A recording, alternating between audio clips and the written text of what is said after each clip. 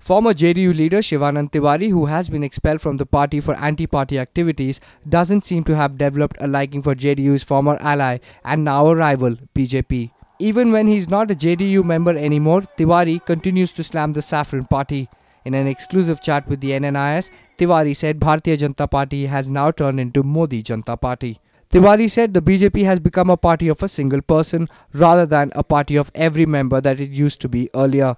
He added, all the leaders who gave their sweat and blood to make the party what it is today are being forced to adjust according to Narendra Modi's whims and fancies. BJP है कहाँ? वो तो मोदी जनता party बन गई है। Bharatiya Janata party से मोदी जनता party में बदल गई है, कन्वर्ट हो गई है वो पार्टी।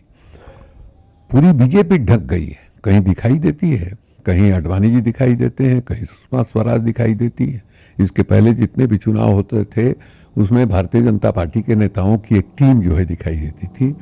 अलग अलग इलाके में अलग अलग नेताओं का भाषण जो है अखबार में हम लोगों को पढ़ने को मिलता था। आज तो सब कुछ खत्म है, एकमात्र मोदी ही दिखाई दे रहा है।